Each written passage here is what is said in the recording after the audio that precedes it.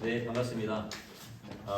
우리가 계속 살펴보고 있는 것이 하나님의 음성 듣는 법을 살펴보고 있습니다. 지금까지 우리가 하나님의 음성을 어떻게 듣는가 살펴봤고, 이어서 하나님의 음성을 듣는 것 못지않게 중요한 게 하나님의 음성을 분별하는 것입니다.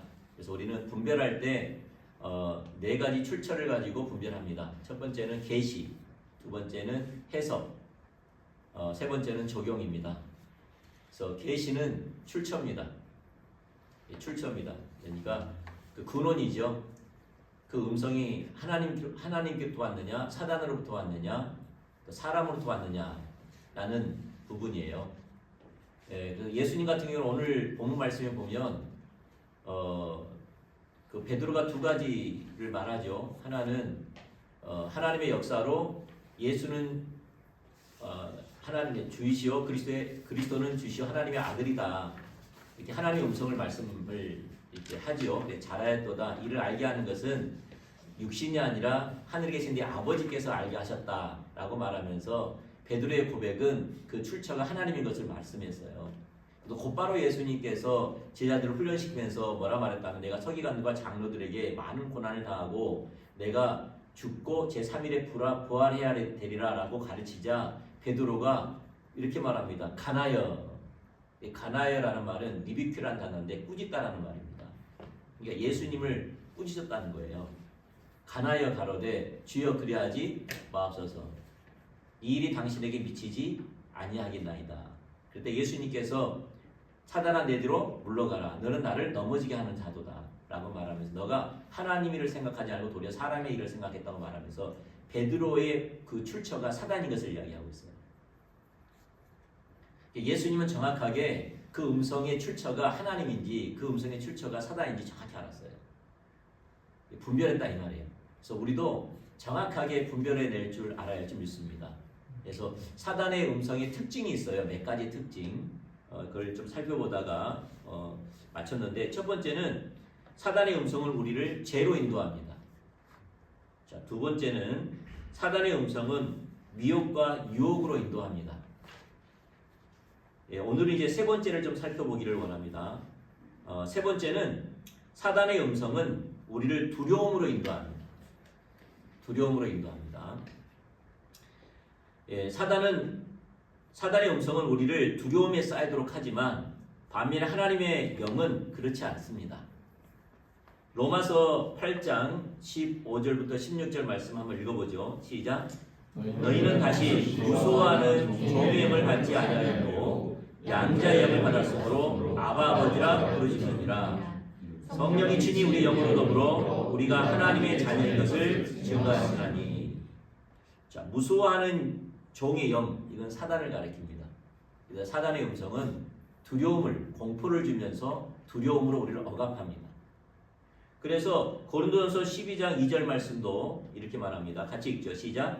너희도 알거니와 우리가 이방인으로 있을 때에 말 못하는 우상에게로 끄는 대로 끌려갔느니라. 여기 마귀의 인도, 사단의 인도를 억압으로 인도해 갔다고 표현하고 있습니다. 그러니까 사단의 음성은 우리를 두려움을 싸게 합니다. 공포를 싸게 합니다. 그래서 두려움으로 억압하면서 인도합니다. 그게 사단의 음성입니다. 반면에 하나님의 음성은 우리가 사랑과 정상적인 판단을 동반하게 합니다. 하나님의 음성은 사랑과 정상적인 판단을 동반합니다. 디모데후서 1장 7절 말씀 읽어보죠. 시작. 하나님이 우리에게 주신 것은 두려워하는 마음이 아니요 오직 능력과 사랑과 근신하는 마음이니. 하나님의 음성은 우리가 두려워하는 마음이 아니요 오직 능력과 사랑과 근신하는 마음이다. 요한일서 4장 18절 더 읽어보겠습니다. 시작. 사랑 안에 두려움이 없고 온전한 사랑이 두려움을 내어 쫓나니 두려움에는 형벌이 없습니다. 두려워하는 자는 사랑 안에서 온전히 이루지 못하느니라. 아멘. 그러니까 사단의 음성은 우리를 공포를 조장하고 두려움으로 인도하면서 우리를 억압합니다.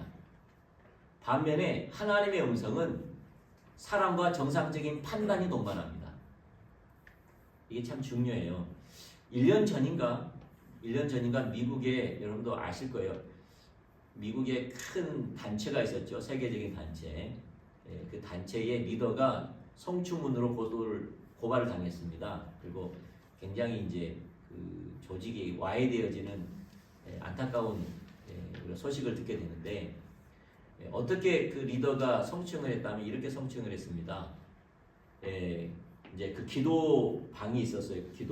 기도방에 본인이 흠모하는 여인을 기도 사역한다고 데리고 들어간 거예요. 데리고 들어가서 기도 사역을 해주면서 말하기를, 좀 있으면 나의 아내가 죽는다. 그리고 나서 당신이 나의 아내가 될 거라고 예언을 해준 거예요. 그러므로 내가 너를 만진 거에 대해서 너는 받아들여라 라고 성추행을 한 거예요. 그때의 이 성추행을 당한 여성들의 특징이 뭐냐면 하나님께 헌신된 사람들이라는 거예요. 하나님의 뜻대로 살고 싶은 자들이라는 이 말이에요.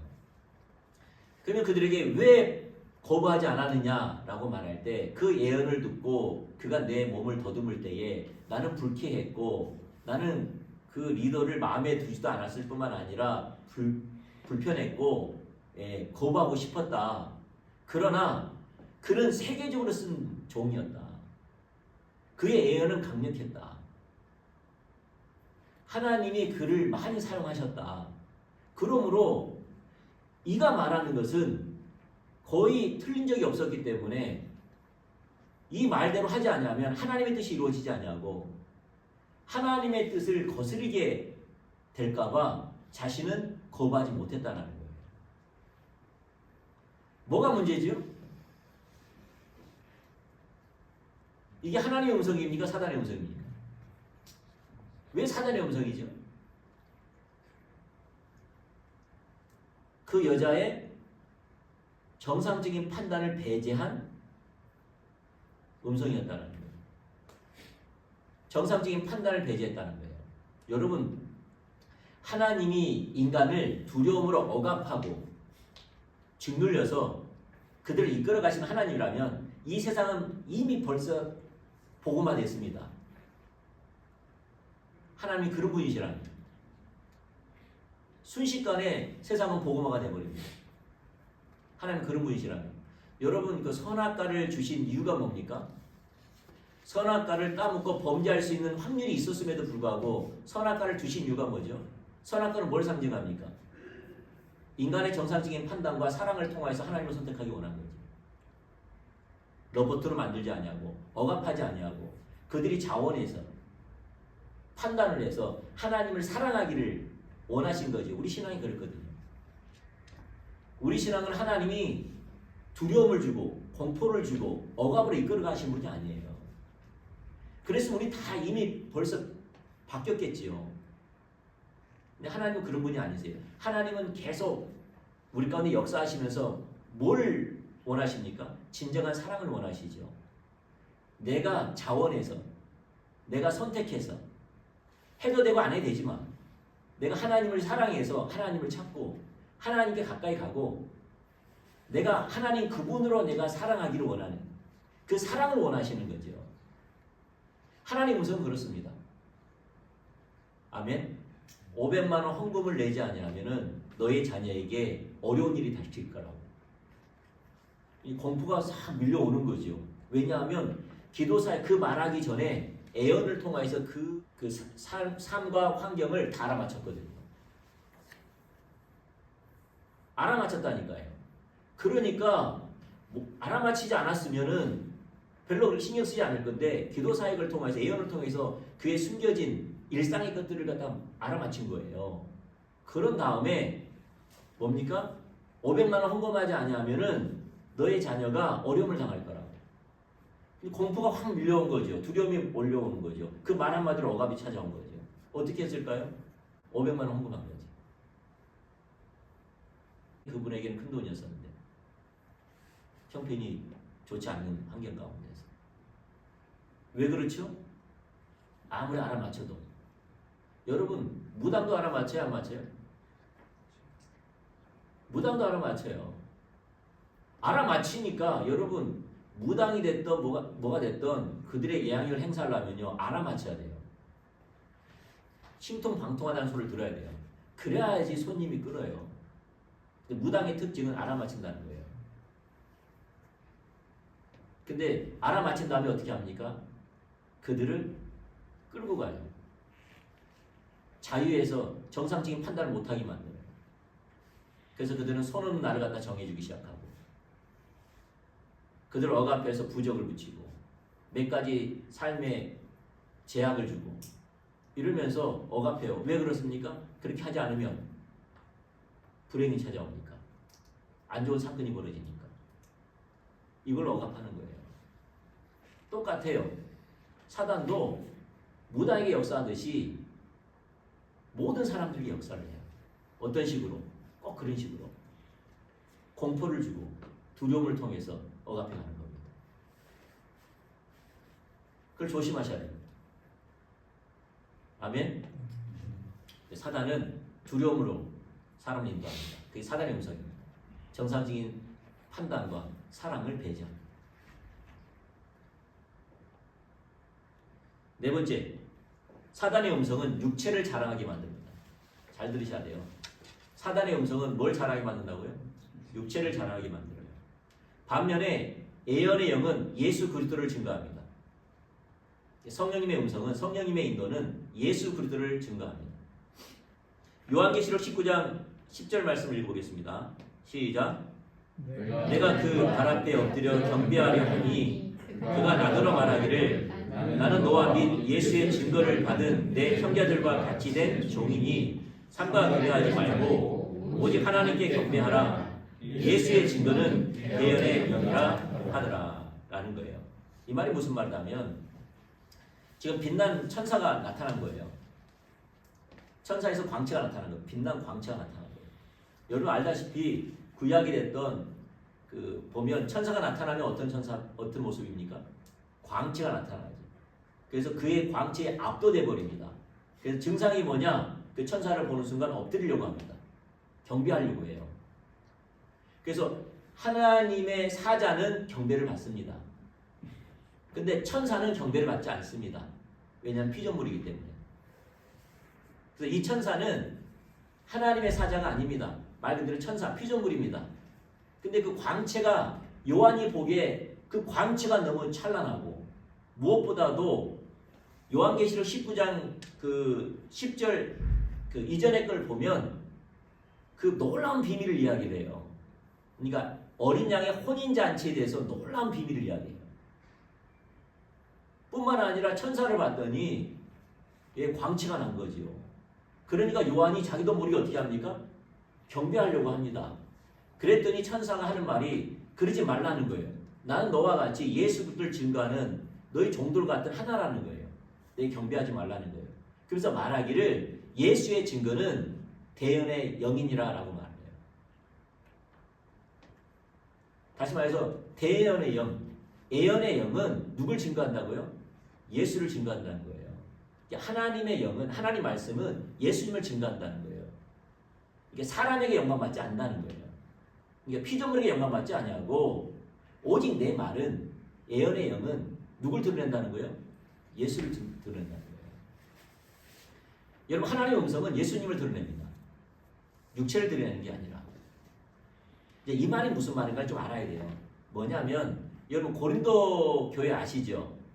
고린도 교회. 여러분 고린도 교회는 문제를 안고 있었어요. 성령으로 시작했다가 육체로 마치는. 네, 굉장히 육신적인 교회가 돼버린 거예요. 그래서 고린도 교회는 세상에도 없는 죄가 들어와 있었거든요. 반면에 성령은 강력하게 나타나고 있었어요. 1장에 보면 나타난 것처럼. 2장, 3장으로 가면 어떻습니까? 세상에 없는 죄가 있는 거예요. 자기 아버지의 아내, 이브 어머니를 갖다가 데리고 사는 거예요. 아버지가 돌아가시자 어머니를 데리고 와이프를 데리고 사는 거예요. 교회에서. 근데 그것을 교회에서 나무란 사람이 없는 거예요. 세상에도 그러지도 않았는데 교회에서 그러고 있는 거예요. 자유라는 명분 안에. 분별이 없는 거예요. 은사는 강력하는데 죄가 가득하 있는 거예요. 누가 그렇게 만들었느냐? 거짓 사도들이 그렇게 만들었어요. 거짓 사도. 그래서 거짓 선지자에 대해서 나오는데 그게 고린도후서 10장부터 13장까지 말씀이에요. 13장부터. 10장부터 13장까지. 그러면서 이 거짓 사도들이 어떻게 가르쳤다면요. 사도 바울은 사도가 아니다. 그리고 사도 바울이 고린도 교회에 방문했을 때 사도 바울을 쫓아내게 했습니다. 그들이 조정해가지고. 사도 바울이 세운 교회인데 그들이 들어가가지고 사도 바울은 사도가 아니라고 가르칠 뿐만 아니라 사도 바울이 방문했을 때 쫓아내버립니다. 근데 이들은 자기를 뭐라고 말했다면요. 이렇게 말했습니다. 고린도후서 11장 5절. 자, 그 특징이 있어요. 시작. 나는 지극히 크다는 사도들보다 부족한 것이 조금도 없는 줄로 생각하노라. 이건 사도 바울이 고린도 교회에게 이야기한 거예요. 뭐라고 말합니까? 나는 지극히 크다는 사도들보다 부족한 것이 조금도 없는 줄로 생각하노라. 여기 보면 지극히 크다는 사도라는 것이 영어 성경은 따옴표가 써졌습니다. 따옴표. 이 무슨 말이냐면 스스로 슈퍼 사도라고 칭함받는 자라는 거예요. 하나님이 인정한 게 아니라 그들이 스스로가 슈퍼 사도라고 칭함받는 자들이라는 거예요. 나는 그들보다 조금 더 부족함이 없다고 사도 바울은 어필하는 겁니다. 그러니까 거짓 사도의 특징은 뭡니까? 자기들이 거짓 사도라고 말하지 않고 자기들이 어떤 사도라고 어필하는 거예요? 슈퍼 사도, 큰 사도, 사도들보다 큰 사도, 슈퍼 사도라고 사람들에게 어필하는 겁니다. 근데 무엇으로 어필하느냐? 고린도후서 10장부터 13장 말씀에 보면 그들이 영적 체험을 이야기하는 거예요. 고린도 교회 성도들에게 뭘 이야기했다고요? 영적 체험. 여러분 봐보세요. 거짓 사도들의 영적 체험은요 놀라운 거였어요. 왜냐하면 고린도 교회 성도들 자체가 성령의 은사들이 깔려 있었다니까요. 성령의 부족함이 없는, 그래서 하나님께 감사하다고 고린도서 1장의 사도 바울이 고린도 교회 성도들에게 부으신 하나님의 은사를 통하여서 하나님께 감사했다니까요. 근데 그들보다 어떻게 했다는 거죠? 더 강력하게 부어줬다는 거예요. 그들은 더 강력한 성령의 은사가 나타났고 그들보다 더 영적인 체험을 한 거예요. 그것을 어필한 겁니다. 그래서 사람들이 자기보다 훨씬 더 능력이 나타나고 훨씬 더 영적 체험을 하니까 뭐라고 칭해 줬겠어요? 지극히 큰 사도라고. 그래서 자기 영적인 체험을 통하여서 자기 지극히 큰 사도라고 칭함받기를 원했고 그걸 원했고 그들이 불러준 것을 만족하고 있었어요. 자, 원하는 걸. 그러면 왜 지극히 큰 사도라고 칭함받으려고 했을까요? 거짓 사도들이. 목적은 하나예요. 자기 목적을 이루기 위해서. 뭐 하려고요? 자기 목적을 이루기 위해서. 자, 고린도후서 11장 20절. 자, 시작. 예, 고린도후서 11장 20절. 시작. 고린도후서 11장 없어요? 11장 20절 없어요? 아, 제가 읽어드리겠습니다. 누가 너희를 종으로 삼았느냐?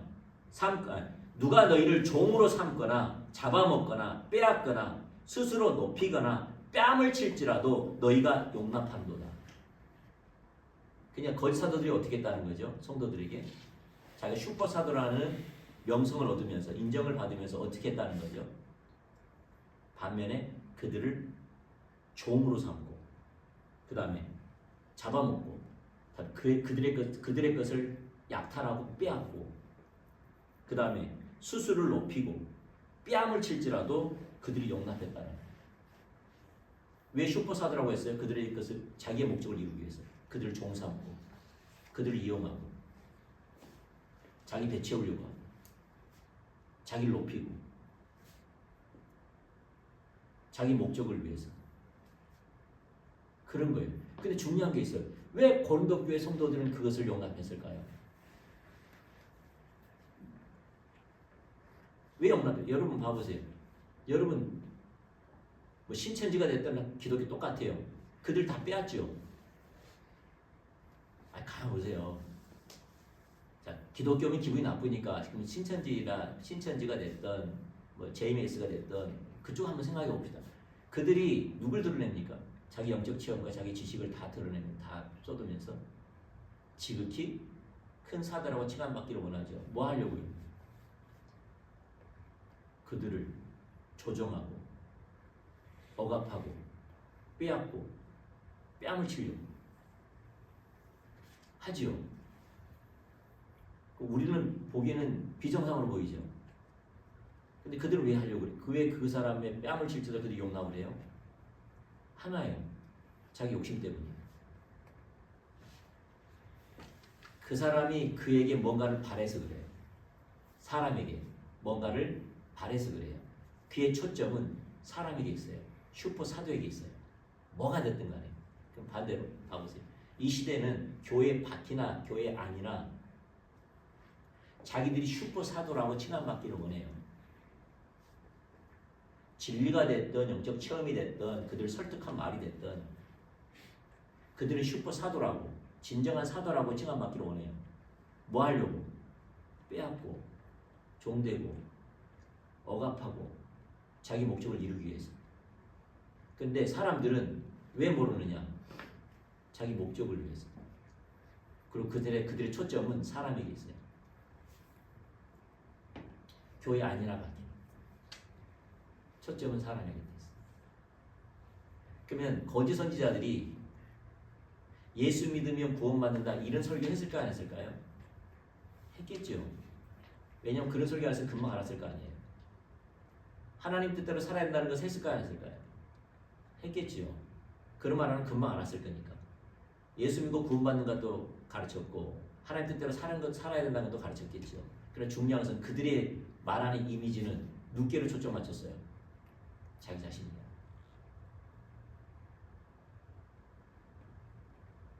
다시 말해서 그가 말하고자 하는 목적, 방향성, 열매는 뭐냐는 거예요. 누구에게 관심 갖게 만든 거죠? 자기 자신. 열매가 그렇대요. 사람들을 자기에게로 이끌어간 거예요. 그리고 큰 사도다. 하나님의 큰 종이다. 이걸 얻는 겁니다. 그리고 억압하는 것. 빼앗는 겁니다. 사람들은 뺨을 칠지라도 빼앗는데도 모릅니다. 왜? 그 사람에게 자기가 뭔가를 원하기 때문에. 그래서 그 존 비비의 회개에 보면 이런 말이 있습니다. 만약 내가 다른 사람에게 무언가 바라는 것이 있다면 그 사람은 나를 조종하고 통제하고 지배할 것이다. 여러분 똑같아요. 여러분도 교회가 됐든 직장이 됐든 여러분이 어떤 사람에게 뭔가를 바란다면 그 사람은 여러분을 어떻게 한다고요? 조종하고 통제하고 지배할 거랍니다. 근데 그걸 갖다 빠져나올 수 없어요. 왜? 그 사람이 뭔가를 바라기 때문에. 그의 음성이 사단의 음성이랍니다. 반면에 사도 바울은 그렇지 않습니다. 그러니까 우리 가운데 사단은요 지속적으로 음성을 들려줍니다. 신앙이 됐든 우리 삶이 됐든. 예수 그리스도만을 신뢰하고 예수 그리스도만 가까이 가고 예수님만 사랑하고 예수님을 목적대고 예수님만 높이는 것이 아니라 어떻게 한다는 거죠? 우리의 초점을 사람에게 두게 만들고 사람을 의지하게 만들고 사람을 따르게 만들고 사람의 평가하게 만들고 그런다는 거예요. 사도 바울은 뭐라고 말하느냐? 똑같습니다. 고린도 후서 11장 2절 말씀에 사도 바울은 그렇게 하지 않았다는 거예요. 사도 바울은 이렇게 말했습니다. 내가 하나님의 열심으로 너희를 위하여 열심을 내노니 내가 너희를 정결한 처녀로 한 남편인 그리스도께로 인도하려고 준비함이로다. 사도 바울은 자신은 중매장에 불과하다는 거예요. 어떤 중매장이? 한 처녀를 한 신랑인 남편이 예수께로 인도하고 순결한 마음으로 사랑할 수 있게끔 중매하는 자라는 거예요. 이게 사도 바울의 그러니까 사도 바울의 음성은 하나님께로 온 거예요. 왜냐하면 하나님의 음성은 예수 그리스도께로 인도합니다. 대연의 영은 예수님을 증거합니다. 아멘. 여러분 주위에서 신앙에서 아무리 하나님 이야기하고 아무리 예언을 이야기해도 그 초점이 자기에게 맞추고 자기를 높이고 자기를 의지하게 만들고 자기를 집착하게 만드는 사람은 특징이 뭐죠? 그 사람을 조종합니다. 지배합니다. 영향력을 행사합니다. 빼앗습니다. 근데 그 사람은 모릅니다. 그리고 해줍니다. 왜? 자기 목적을 이루기 위해서. 그게 사단의 음성입니다. 그것은 교회 안이 됐든 교회 밖이 됐든 일상이 됐든 똑같습니다. 그러니까 육신의 열매를 맺습니다. 육신의 열매 맺으면 특징이 뭡니까? 이 하나님의 임재가 거두어집니다. 하나님이 내 앞에 인식되어지고 그분을 사랑하고 싶고 그분의 뜻대로 살고 싶고 그분의 영광을 위해서 살고 싶고 내 인생을 드리고 싶고 더 하나님께 민감하고 싶고 하나님께 순종하고 싶고 그를 위해서 간절하게 기도하고 그를 위해서 내 자신을 비우고 이게 하나님의 임재인데 이게 없습니다. 이게 없는 예배를 드린다고 생각해 보세요. 얼마나 삭막하겠어요. 그 예배. 그 임재가 없는 예배입니다. 우리가 사단은 그걸 원합니다. 하나님의 임재를 거둬갑니다. 그리고 하나님이 그토록 원하시는 하나님의 임재가 함께하는 하나님의 통치가 함께하는 하나님이 그곳에 계신 그런 예배를 거둬갑니다. 그게 사단이 하는 거예요.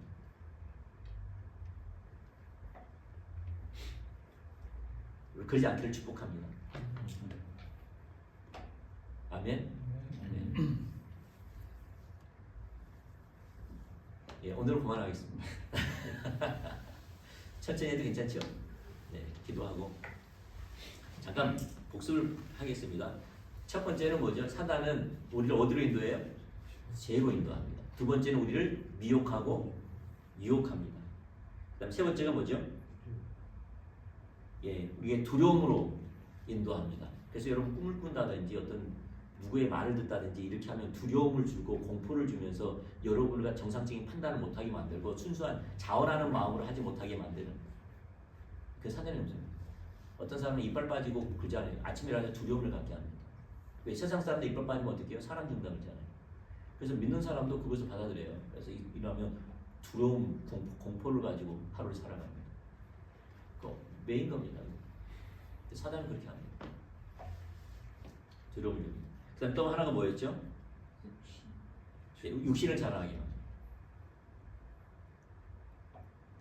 육신을 자랑합니다. 그래서 제가 보기에는 이 시대에 그게 정확히 드러납니다. 교회, 성령이 강력하게 임하는 교회가 됐다.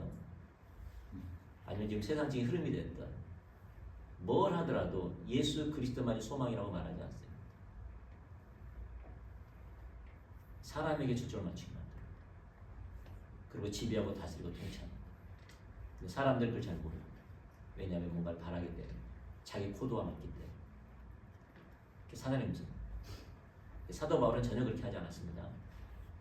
예수께로 인도합니다. 성령께서 강력하게 임함이랄수록 하나님께로 인도합니다. 여러분 하나님을 참된 경험은 예수님을 높이고 예수님께 가까이 갑니다. 그게 하나님의 음성입니다.